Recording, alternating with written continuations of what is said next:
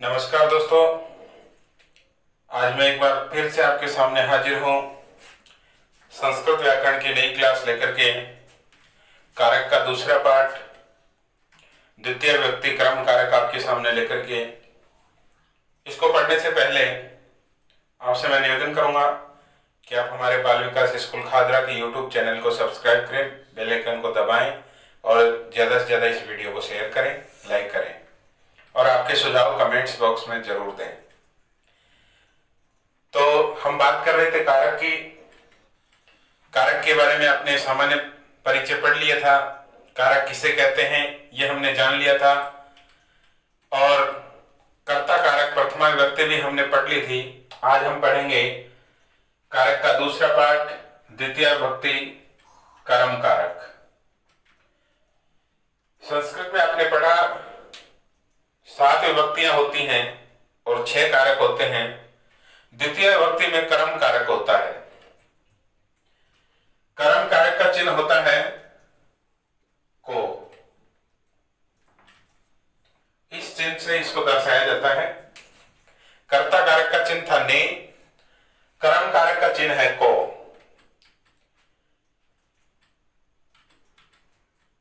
कर्म कारक कहां होता है, कर्म संज्ञा कहां होती है, इसके लिए हमारे सामने सूत्र है कर्तुरीप्सित तमम कर्म। कर्तुरीप्सित तमम कर्म ये सूत्र कहता है कि कर्ता क्रियायाम यम सर्वाधिकम इच्छति तस्य कर्म संज्ञा भविष्यति। कर्ता क्रियायाम यम सर्वाधिकम इच्छति तस्य कर्म संज्ञा भविष्यति। कर्तुरीप्सित तमम कर्म ये सूत्र कहता है कि कर्ता क्रियायाम यम सर्वाधिकम इच्छति तस्य कर्म संज्ञा भविष्यति।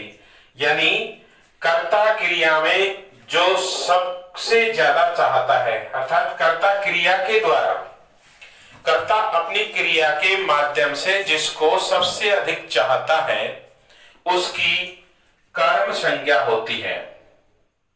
किसकी?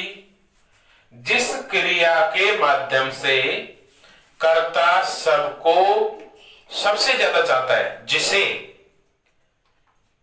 कर्ता सबसे ज्यादा चाहता है, इच्छित करता है, अर्थात चाहता है, पसंद करता है। क्रिया के माध्यम से कर्ता जिसको सबसे ज्यादा चाहता है उसकी कर्म संज्ञा होती है। और एक सूत्र है कर्मणि द्वितीया। कर्मणि द्वितीया, इस सूत्र से कर्म के अंदर जिसकी कर्म संज्ञा होती है उस कर्म की द्वितीय विभक्ति होती है। तो हमें यहां यह याद रखना है कि कर्म संज्ञा कहां होती है। छोटी सी बात है, कोई विशेष नहीं है, बिल्कुल साधारण सा है कि जिस क्रिया के माध्यम से कर्ता जिसे सबसे ज्यादा चाहता है, अर्थात क्रिया के माध्यम से कर्ता जिसको सबसे ज्यादा चाहता है, जिसको सबसे ज्यादा चाहता है उसकी कर्म संज्ञा होती है। और जिसकी कर्म संज्ञा होती है वहां कर्मणि द्वितीया, कर्मणि द्वितीया। इस सूत्र से कर्म में द्वितीय विभक्ति होती है। ये याद रखना है। आपको पूछा जा सकता है कोई भी कंपटीशन एग्जाम के अंदर कि द्वितीय विभक्ति विधायक सूत्र कौन सा है, तो आप बताएंगे कर्मणि द्वितीया। ये द्वितीय विभक्ति विधायक सूत्र है। और कर्म संज्ञा विधायक सूत्र कौन सा है? कर्तुरीप्सित तमम कर्म। कर्तुरीप्सित तमम कर्म ये कर्म संज्ञा विधायक सूत्र है और द्वितीय विभक्ति विधायक सूत्र है कर्मणि द्वितीया। तो इतनी बात अपनी साफ होती है। कर्ता क्रिया के माध्यम से जिसको सबसे ज्यादा चाहता है उसकी कर्म संज्ञा होगी। अब यहां उदाहरण लेते हैं अपन, शिव हरिम भजती, यानी शिव हरि का भजन करता है, शिव हरि को भजता है। तो भजना यहां क्या हो गई? क्रिया हो गई। भजना जो क्रिया है, इस भजना क्रिया के माध्यम से शिव सबसे ज्यादा चाहता है किसको? हरि को। भजन करने की क्रिया के माध्यम से कर्ता शिव जो है वो किसको सबसे ज्यादा चाह रहा है? हरि को सबसे ज्यादा जा रहा है। तो हरि की यहां पर कर्म संज्ञा हुई और कर्मणि द्वितीया से हरि में द्वितीया होकर के बना हरिम। शिव है हरिम भजती। शिव यहां कर्ता है, कर्ता में प्रथमा विभक्ति हुई, भजना यहां क्रिया है और हरिम इसको सबसे ज्यादा भजने की क्रिया के द्वारा चाहा जा रहा है, इसलिए यहां कर्म संज्ञा होकर के इसमें द्वितीय विभक्ति होगी। अब रूप बना शिव है हरिम भजती। ऐसे ही राम है फलम खादती। राम करता है, खादती क्रिया है, राम के द्वारा खाने की क्रिया की जा रही है और राम खाने के अंदर सबसे ज्यादा किसको चाह रहा है? फल को चाह रहा है। तो यहां पर फल की कर्म संज्ञा होगी और कर्मणि द्वितीय इस सूत्र से कर्म में द्वितीय विभक्ति हो गई और ये बना फलम। राम है फलम खादती। तो यहां यही बात हमें समझने की है कि क्रिया के माध्यम से कर्ता जिसको सबसे ज्यादा चाहता है उसकी कर्म संज्ञा होती है, कर्मणि द्वितीय इस सूत्र से कर्म में द्वितीय विभक्ति होती है। अब इसके और कुछ सूत्र हैं और नियम हैं जिनके बारे में मैं आपको डिटेल से बता रहा हूं। यहां पर 2 नंबर का सूत्र, 1 नंबर का सूत्र हुआ कर्तुरिप से तमम कर्म, दूसरा सूत्र है अधिसिंगस्थासाम कर्म। अधिसिंगस्थासाम कर्म ये सूत्र क्या कहता है कि अधि उपसर्ग पूर्वकार्थ, अधि उपसर्ग पूर्वक होने पर शींग स्था और आस, सींग स्था और आस ये धातुएं यदि अधि उपसर्ग के बाद होंगी, यानी इन धातुओं के पहले अधि उपसर्ग होगा तो वहां पर कर्म संज्ञा होगी। अधिसिंगस्थासाम कर्म ये सूत्र कहता है कि अधि उपसर्ग पूर्वकात शींग स्था और आस धातु में कर्म संज्ञा होती है और कर्मणि द्वितीय से कर्म में द्वितीय विभक्ति होगी। यहां पर अधि उपसर्ग है शींग धातु, शींग का मतलब सोना, स्था का मतलब ठहरना, आस का मतलब बैठना, यानी अधि उपसर्ग पहले हो और इसके बाद में सींग स्था और आस धातु होगी तो वहां कर्म संज्ञा होगी अधिसिंगस्थासाम कर्म। इस सूत्र से, ये बहुत इंपॉर्टेंट सूत्र है, परीक्षाओं में भी अक्सर तो ये पूछ लिया जाता है, इसलिए इसको ध्यानपूर्वक देखें। अधिसिंगस्थासाम कर्म अधि उपसर्ग पूर्वक रहते सींग स्था और आस धातु से कर्म संज्ञा होती है और इन धातुओं के योग में इनके आधार की कर्म संज्ञा होगी, ये विशेष ध्यान देना है। इन धातुओं के योग में अधि उपसर्ग पहले होगा तो इन धातुओं के योग में इनके आधार की कर्म संज्ञा होगी और उसमें कर्मणि द्वितीय से द्वितीय विभक्ति होगी। जैसे हरि वैकुंठ में बैठता है, हरि वैकुंठ में सोता है, हरि वैकुंठ में सोता है, तो यहां हरि वैकुंठ में सोता है, में चिन्ह आया, हरि वैकुंठ में सोता है। अब यहां पर में चिन्ह है, अक्सर तो विद्यार्थी यहां आकर के गलती करते हैं कि में चिन्ह होने के कारण में और पर, इसका मतलब वो समझते हैं यहां अधिकरण कारक है और सप्तमी विभक्ति कर बैठते हैं, जो कि गलत हो जाता है। यहां हमें ये देखना है कि सींग धातु है और सींग धातु में अधि उपसर्ग लगेगा, सींग धातु के साथ अधि उपसर्ग लगेगा, अधि उपसर्ग में सींग धातु जुड़ करके और ये बनेगा अधि सेते। तो यहां पर अधि उपसर्ग होने के कारण सींग धातु के आधार की कर्म संज्ञा होगी। सींग धातु का आधार, सोने का आधार क्या है? वैकुंठ। तो यहां वैकुंठ की कर्म संज्ञा होगी और कर्मणि द्वितीय से इसमें द्वितीय विभक्ति होगी और बनेगा हरि ही वैकुंठम अधिसेते। अगर यहां पर हमने वैकुंठे कर दिया,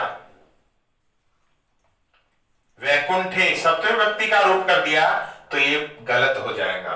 तो यहां ये ध्यान देना है कि अधिसिंगस्थासाम कर्म, ये सूत्र हमें समझाता है कि अधि उपसर्ग पूर्वकार सिंग स्था और आस धातु के योग में इनके आधार की कर्म संज्ञा होगी और कर्मणि द्वितीय से द्वितीय विभक्ति होगी। तो यहां पर आपको समझ में आ गया होगा।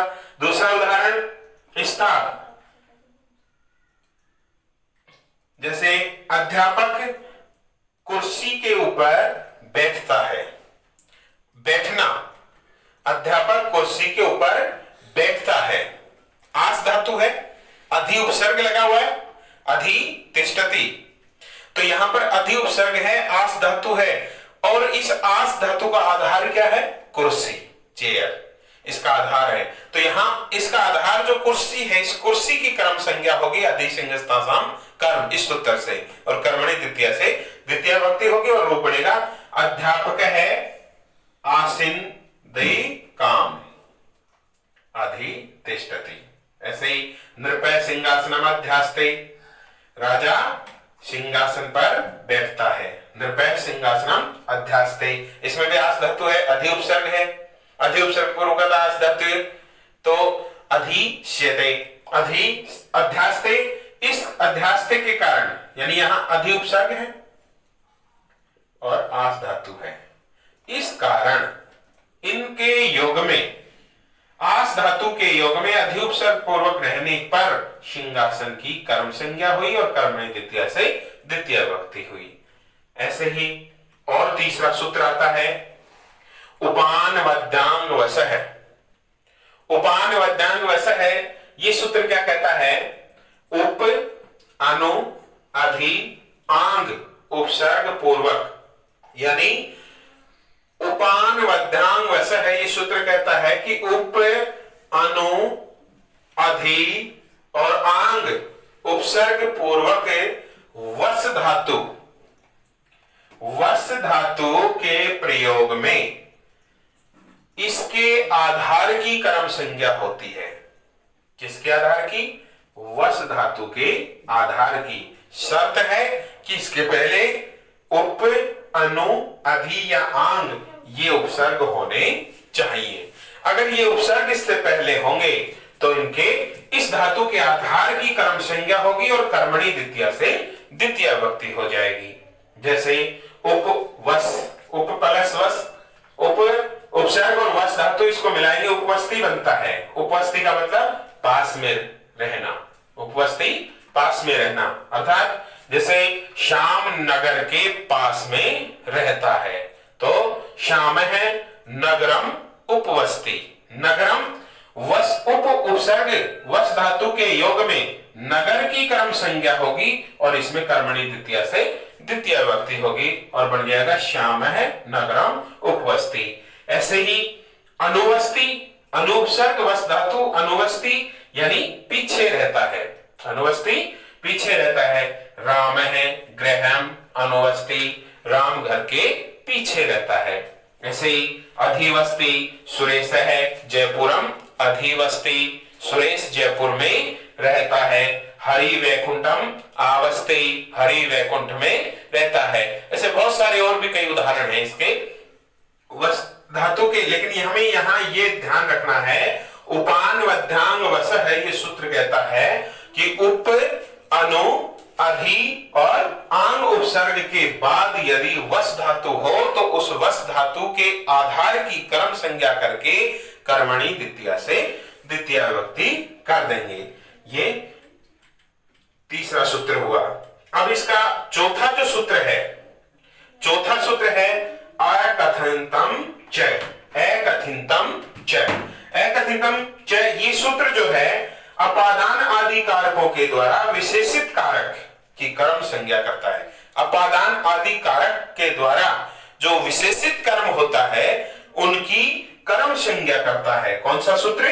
अकथितम च, यानी ये अकथितम च सूत्र है, ये द्विकर्मक सूत्र है। कौन सा सूत्र है? द्विकर्मक सूत्र है और द्विकर्मक धातुओं की कर्म संज्ञा ये सूत्र करता है। इसमें 16 द्विकर्मक धातुएं होती हैं, जैसे दुहे याच पच दंड रुद ची ब्रू सास जी मथ मुस जी री भ्री वह, ये से 16 द्विकर्मक धातुएं हैं।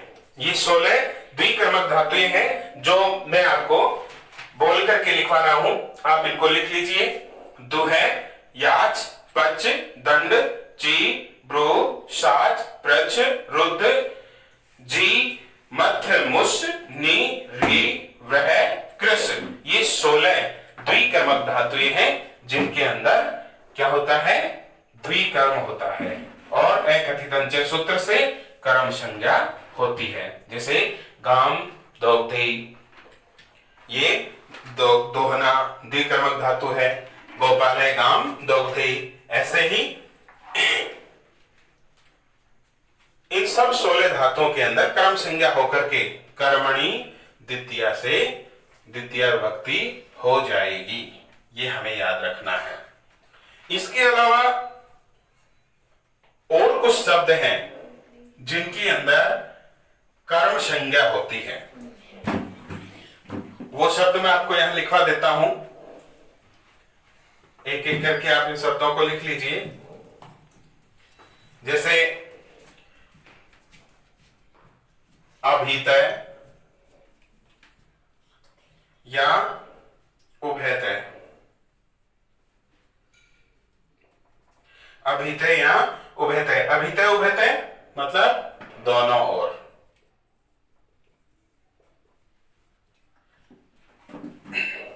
दूसरा है परितय या सर्वतय।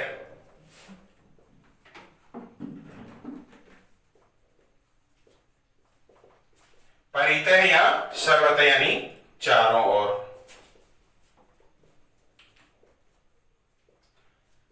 तीसरा है समय या निक्सा,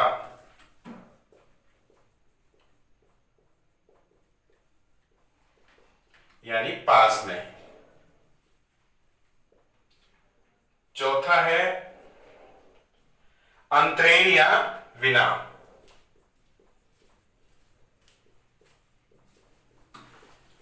इसका अर्थ होता है बिना यानी के बिना।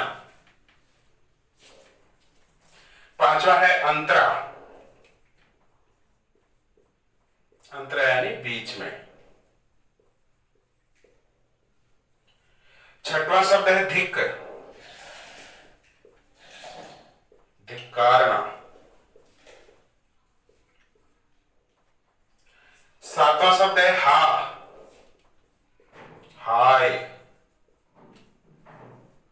आठवां है प्रति, की ओर। नौवां है अनु यानी पीछे। 10वां है यावत यानी तक। 11वां है अधोदय, अधोदय यानी सबसे नीचे। 12वां है अत्यधि,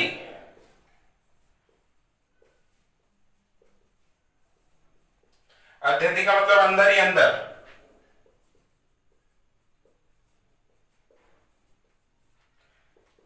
13वां शब्द है ऊपरी ऊपर, ऊपरियो ऊपरी, ऊपरी ऊपरी यानी ऊपर ऊपर। इन शब्दों की योग में भी कर्म संज्ञा होती है। इन शब्दों के योग में भी कर्म संज्ञा होती है और कर्मणि द्वितीया, इस सूत्र से कर्म में द्वितीय विभक्ति होती है। ये हमें याद रखना है। 16 द्विकर्मक धातु और अभितय, उभयतय, परितय, सर्वतय, समया, निक्सा, अंतरेण, विना, अंतरा, धिक्, हा, प्रति, अनु, यावत, अधोअधय, अध्यधि, ऊपरी ऊपरी। इन शब्दों के योग की कर्म संज्ञा होगी, यानी जहां ये शब्द होंगे वहां कर्म संज्ञा होकर के कर्मणि द्वितीया से द्वितीय विभक्ति हो जाएगी। ये हमें याद रखना है। जैसे इसका उदाहरण मैं आपको बता दूं, गांव के चारों तरफ खेत है। एक उदाहरण दे देता हूं।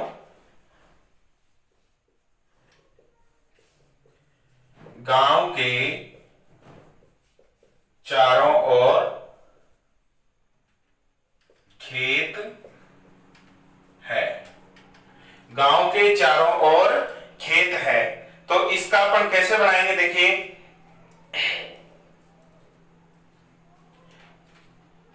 चारों ओर जो शब्द आया यहां पर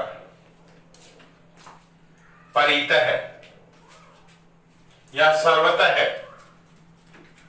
परितः है या सर्वतः का अर्थ होता है चारों ओर। गांव के चारों ओर, तो गांव के चारों ओर के लिए यहां शब्द का प्रयोग किया जाएगा परितः है। तो बनाइए यहां पर किसके चारों ओर, गांव के चारों ओर। चारों ओर के लिए परितः शब्द आएगा। परितः शब्द के योग में गांव की क्या होगी, कर्म संज्ञा होगी। गांव की कर्म संज्ञा होगी। कर्म संज्ञा होने के कारण गांव के अंदर कर्मणि द्वितीया से द्वितीया विभक्ति होगी, और द्वितीय विभक्ति होने के कारण गांव का बन जाएगा ग्रामम। चारों ओर का परितः है। खेत का मतलब क्षेत्र।